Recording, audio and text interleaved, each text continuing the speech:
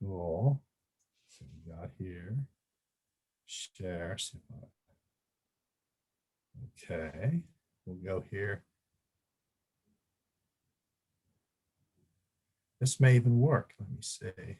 Oh, we got it. Beautiful. Is it good? Good.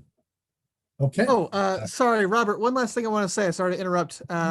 If anybody has any questions for Robert, let's stick with the method of typing your questions into the chat box. For those who have never tried that before, scroll down to the bottom. There should be a button that pops up that gives you the option to chat. Click on that. It'll open a dialog box for you. You can type your questions in there, and Robert can read them off at the end and go over his any answers that he might have for you. Okay, now I promise I'm done.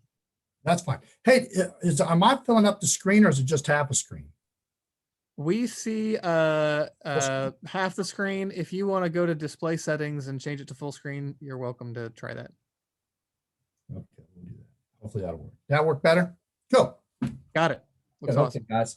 So anyway, yeah, we were talking about this, Eric and I. So let's do something fun. Let's talk about a subject that's one off, that's interesting, and all of us get hit with this subject. So I said, well, we got Africanized honeybees, and then what hit us this spring? Murder hornets. Just terrorizes to the bone. It's kind of a play with the media, guys. I mean, Africanized or killer honeybees, I should put on there, and murder hornets. But anyway, that's kind of what we're seeing. And I'm going to tell you a little bit about them, whether we should be concerned. All right. So it started out in Africa. This first one, East Africa, is where they had them. They were harvested. They were very small. You can see the way they used to harvest them is put like a tube or a log and set it up. So it's very, very remote. And then they brought them into Brazil. And here's swarming into Brazil that's wild. This is basically, they brought them in there and they were trying to experiment with them, see if they could create a better bee. And well, as everything, when we introduce something to a new continent, we shouldn't, well, things happen. And the killer honeybees or Africanized bees, that's exactly what happened. Here's a picture of them. They like to say this because it's in Panama. He said, look at the extra large smoker they use for them, which I think is just kind of funny. But those bees did change the dynamics down there drastically.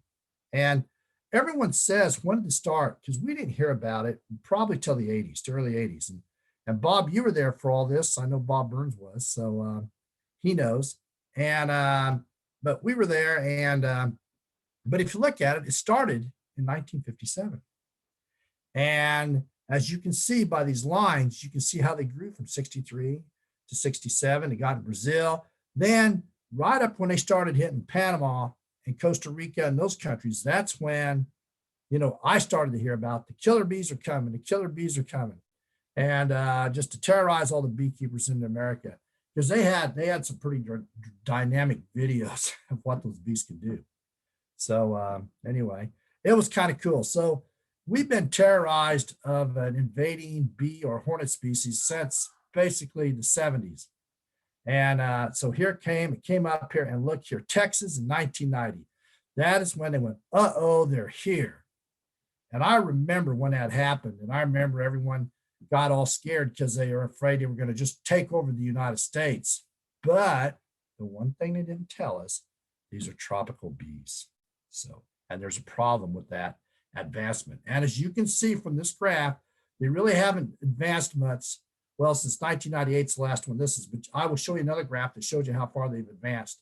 And they haven't really gotten that much further into the US in the last 20 some years, but we'll show that later. Okay, Africanized, AHB. Why is it sometimes called the killer bee? Well, what happened was the killer bee is a media for time. So what it is they're killer bees because they sting you a lot very quickly and are highly defensive. And they increased, this would happen to people. You can see here's a woman, she got stung 400 times. And we started to see articles like that. This was in Tucson, in Phoenix, all over the place. And, or someone's little pet would get stung. And there's nothing you can do basically to stop insect migration. I mean, you can do a lot of other things. You can try to stop migration, of other animals or even people, but insects, it's impossible. I mean, so what happened, we started to see more colonizations, and we started to see it here south of San Francisco. And that's when it really got hot in Texas.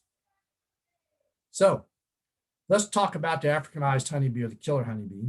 It basically, it's got a slight change, and they prefer smaller nest cavities. So you can see over here, the temperament, which is the European honeybee, they like to get into a squirrel hole in a tree. They like to have bigger cavities and more insulated cavities. Whereas the Africanized, they will actually build their comb outside. Now you might say, "Oh, that's weird." Well, not really, because they're basically tropical, and that's the way they adapt, and that's the way they live. And one of the items about the Africanized honeybee versus the European honeybee, and we'll also talk about this, they swarm a lot. What you expect? You're tropical, so you got food out there, nectar and honey all year long. And they are frequently defensive. They're very defensive, guys. They're very, very defensive. And that's why they got their name. Because if you was just going to check your hives, I know some of you probably don't want a bee veil, or not even that. We do a quick check and we get away with that. Maybe a few puffs of smoke. Well, that didn't work on these guys. So they also run on combs. I got a picture here. I'll show it a little later too. So when you pull out a frame, a lot of our bees, Europeans, they will stay. They'll cover the brood. They'll keep it covered. They clump up, but only when it's chilly. But you'll see them stay on a comb. Whereas these guys like to run, and that's one of their traits: run and group on the bottom. So your European bees will too, but that's due to cold. So anyway, this goes into a little bit about that, and their temperament's pretty aggressive. So basically, that's it. European honeybee, and how it's much better than it is the other bees up here. Okay, here's some pollination. There's some melon. They were doing that in Costa Rica. That was one of the big things they wanted to do with those Africanized bees, was basically get their tropical pollination and also honey. And they expected it to work out really well, but it went south on them, and they didn't control them. When they let those bees escape, that's when the trouble started.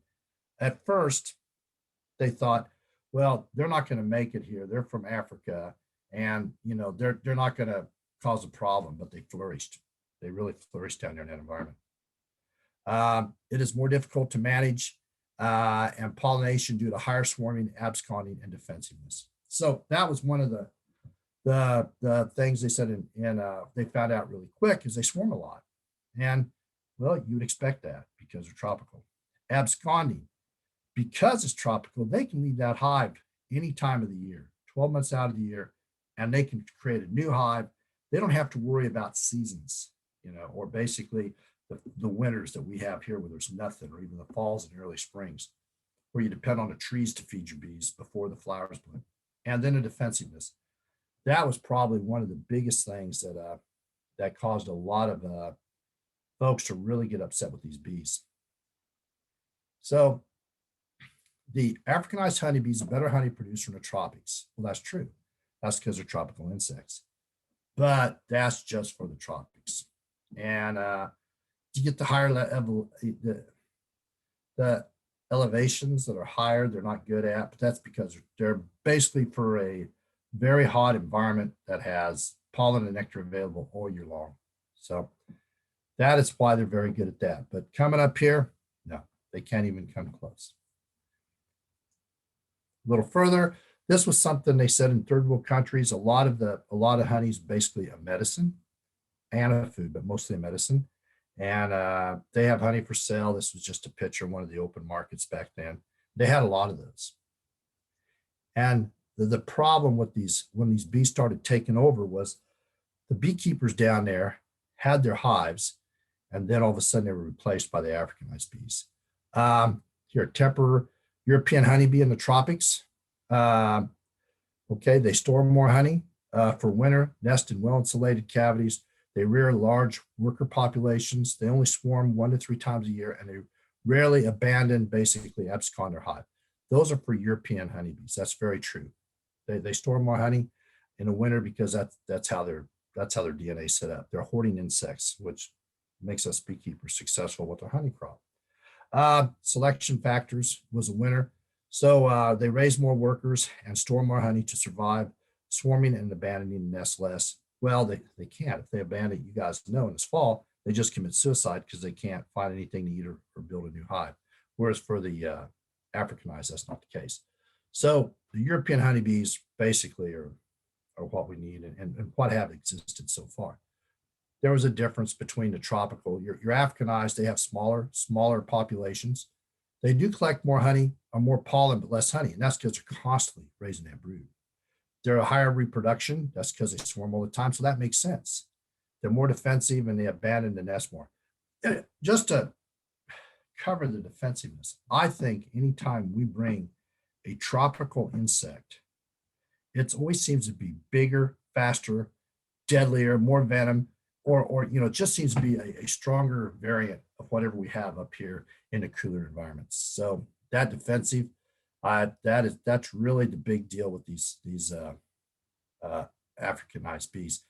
In fact, today, if you're a beekeeper and you want to make a lot of money, you can sign some pretty good contracts with some of the resorts in Phoenix and Dallas and some of those cities that you'll remove honeybees. And because they don't know when those honeybees move in there, if they're European or they're Africanized. So a lot of folks down there, if they walk into a house, they see honeybees, they'll charge them double or triple or quadruple what we charge up here to remove bees from a house. So in case you younger beekeepers have an idea, you can make a lot more money in those southern states. Oops. So selective factor, the predication. So they do raise brood faster, so they reproduce faster. And I think because of the environment they've been in, they're more defensive. And that's basically what your Africanized honeybees will do. Here is the challenges. So this will tell you why we can't have them up here. Why we don't have them is because it can be unpredictable, exploding from the colony as it is open. I like that word, exploding. Look at this bee glove here. This is a typical bee glove. So if you're going to mess with these bees, you better not have a hole in your uniform, or you're going to feel it. And that's how bad that is. And those guys, look how much smoke they're using. I mean, they are using smoke. So basically that, and it's also when someone has these colonies, if there's houses nearby or people or kids, they run into issues too, the liability issues plus a lot of other issues. And even though we never saw a lot here, when these bees were traveling through South America and Central America, they were really devastating the beekeepers down there. I mean, it really was bad because they were used to going up to the hives and they had a similar basically manners or mild mannered bees like we have up here. But the Africanized bees came and they took over, and it was really hard on them. And here's something you see them. Here's some beehives here. I think that's an abandoned building, and they're taking pictures of them. Look how far back the photographer is, and look how back you see people in the background. It's not like the bees we have today. When we put our package in, you can go out and sit beside the hive and watch them come in and out and drink your tea or whatever, and just enjoy yourself. These guys just aren't quite that friendly.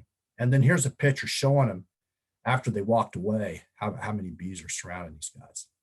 So instead of need to plan for defensiveness, that means isolate your colonies is what they were telling them to do. Keep them away from people and animals.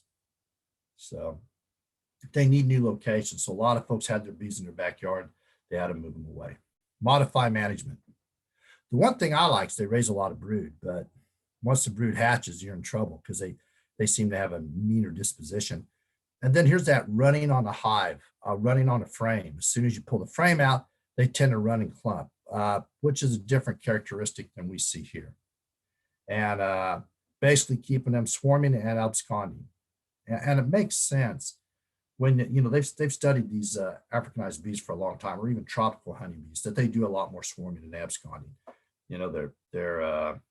They can take honey several times a year. They got different types of crops, and just everything else is different down there. So I get kind of jealous about the tropical environments for some of these beekeepers, because they do get a lot of honey, and they don't worry about winter kills like we have to up here. Did my bees get chilled? And you don't know. Okay, major challenges. They said finding a queen and rearing is very difficult with the Africanized honeybee. So my personal opinion, yeah, if I got bees all over stinging me, I'm not having fun anymore, guys. So And that just makes sense that it would be difficult. And then it says, do we have a better chance of keeping gentle European stock in the USA? Yes, we do. We have when the big question was when they get here, are they going to do like they've done in South and Central America? It's not possible to keep Africanized honeybees and European honeybees in the same apiary. The European honeybees cannot compete. So when these bees moved through Africa or South America, they were replacing the native honeybees or taking the populations down quite a bit.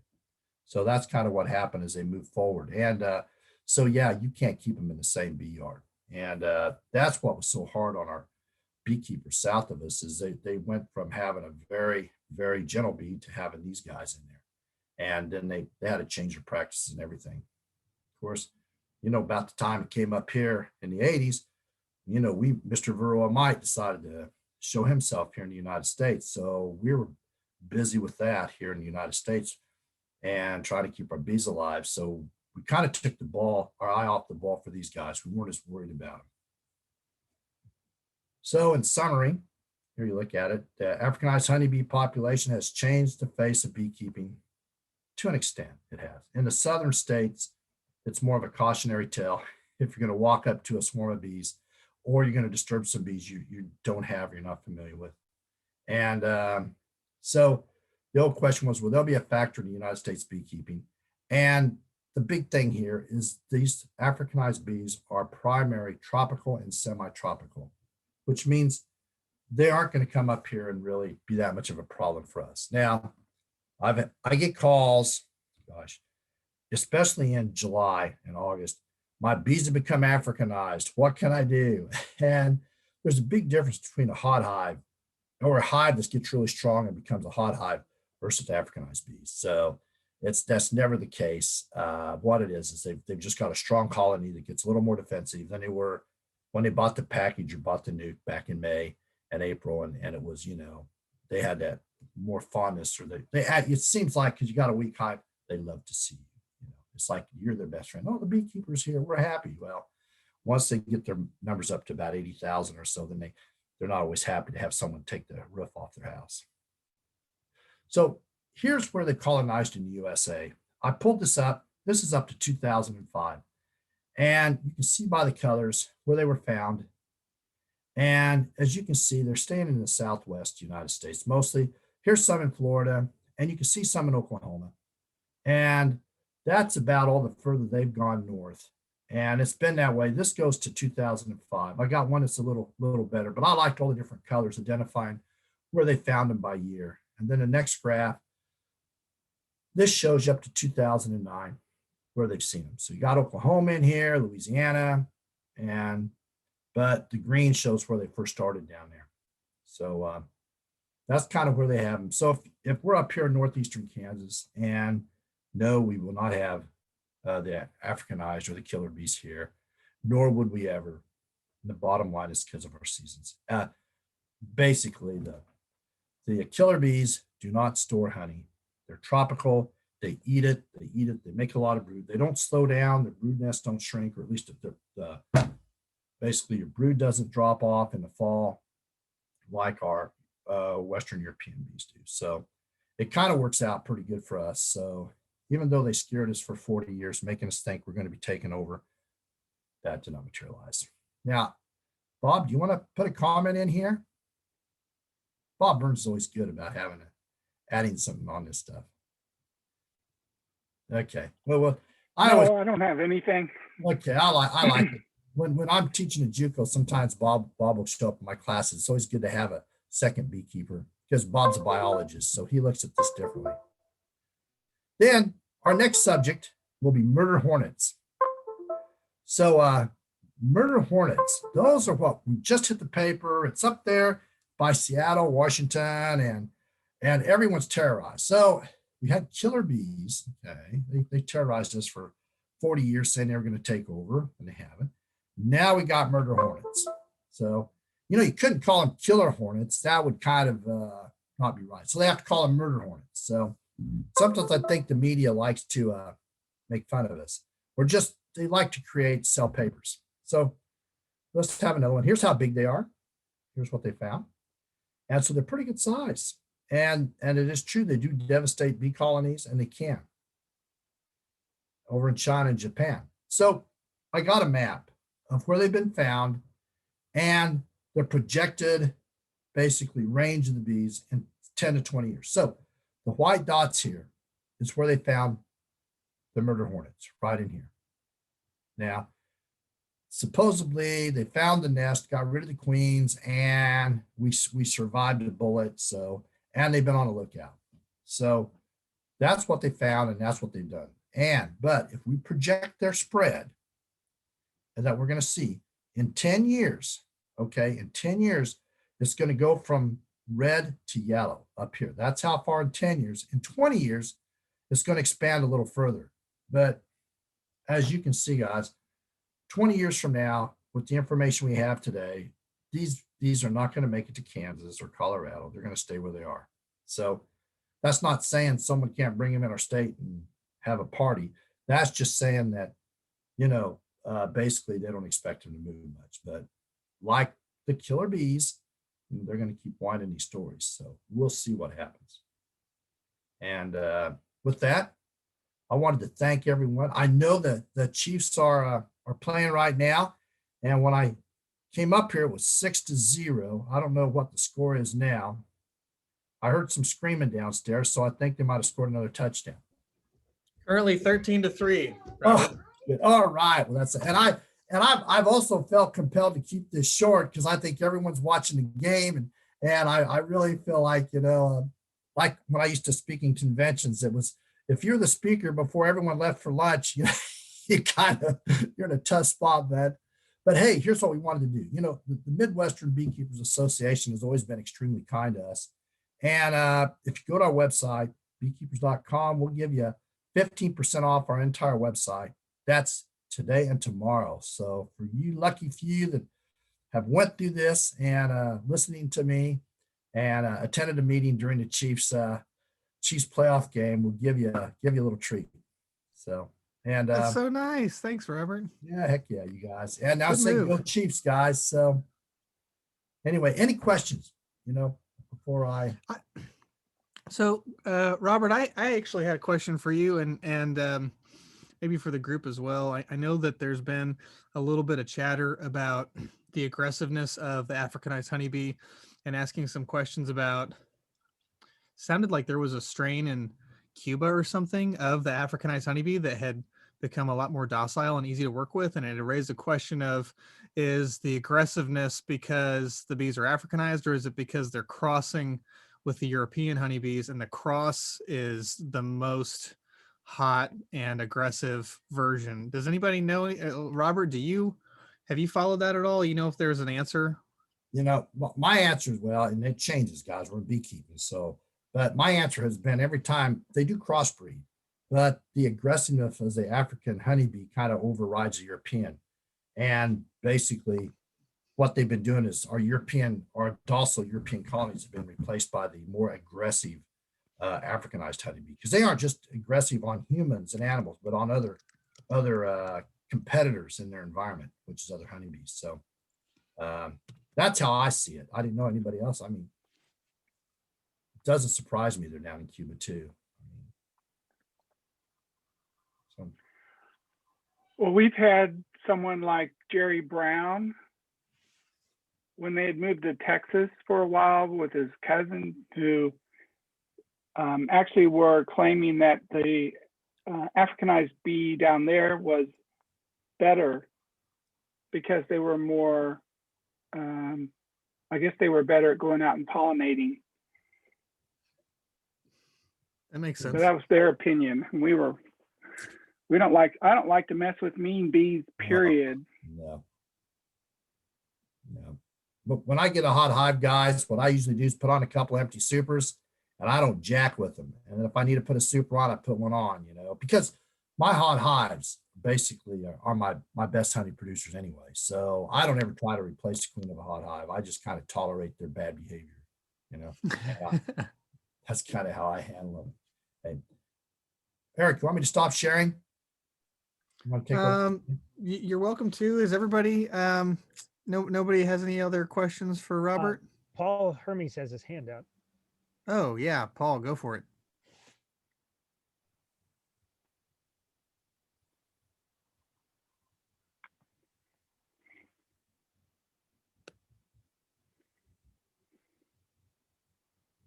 You there, Paul?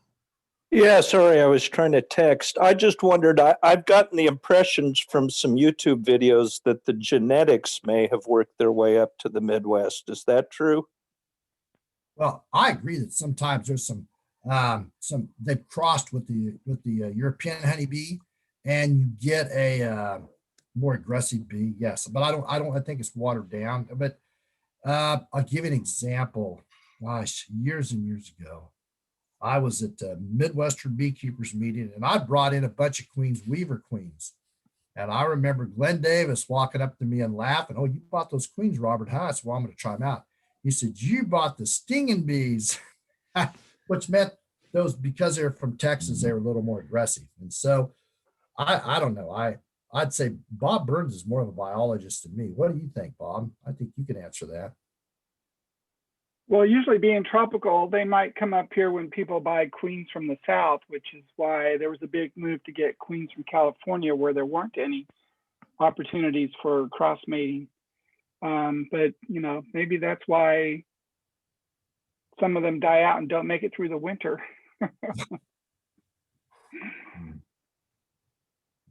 Just a thought.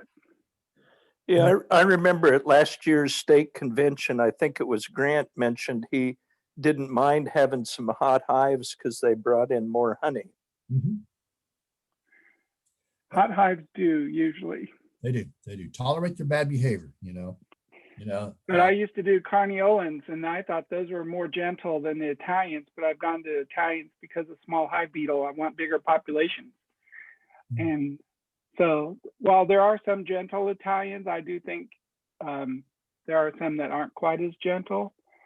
That's just my experience. But I'm not looking for a hot hive. I No. mean, to keep hot bees. And I do say, if you have a hot one, they will make a lot more honey, but they'll protect it too.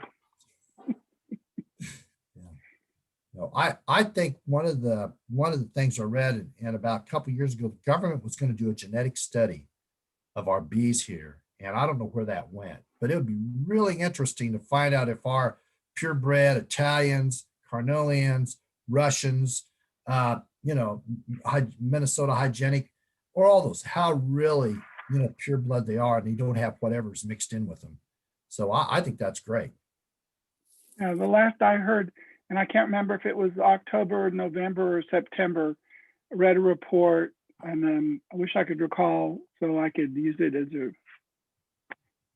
something to pass on, but they were surprised that we did have a lot of genetic variation, that we thought we were, that genetics weren't that great, but they are actually pretty diverse.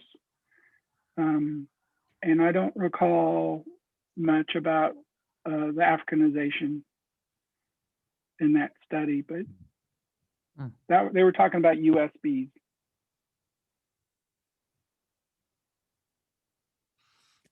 Well, Robert, thank you so much for your time. This has been awesome.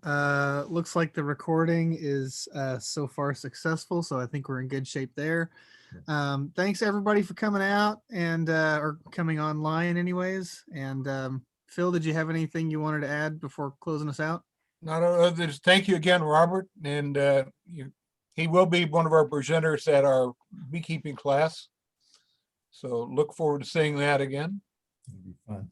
So thank you all for attending today. And I've taken note who was here. So I'll pass it on to our secretary who couldn't be here. I don't have anything else. So have a great day and go Chiefs. No, Thanks Chief. everybody. Bye, Go guys. Chiefs. Bye. Bye.